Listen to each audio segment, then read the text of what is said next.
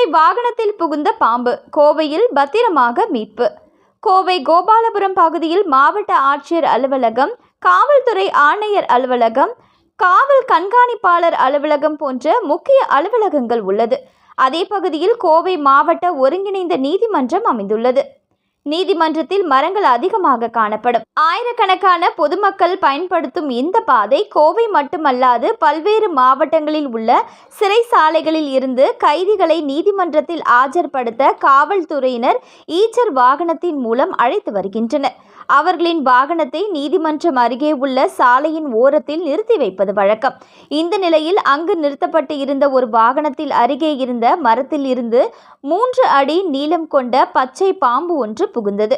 இதை கண்ட கைதிகளுக்கு பாதுகாப்பிற்கு வந்த காவல்துறையினர் உடனடியாக இது குறித்து தீயணைப்பு துறை வீரர்களுக்கு தகவல் தெரிவித்தனர். அங்கு வந்த தீயணைப்பு துறையினர் அந்த பாம்பை அவர்கள் கொண்டு வந்த பாம்பு பிடிக்கும் கருவிகளுடன் பிடித்து கொண்டிருந்தனர். இது குறித்து தகவல் அறிந்து அங்கு வந்த பாம்பு பிடி வீரர் ஆமீன் அந்த பாம்பு யாரையும் கடிக்காது, விஷமற்ற பாம்பு என்று கூறி அதனை கையில் பிடித்து பாட்டிலில் அடைத்து தீயணைப்பு வீரர்களிடம் ஒப்படைத்தார். இதனால் அங்கு சிறிது நேரம் பரபரப்பு ஏற்பட்டது.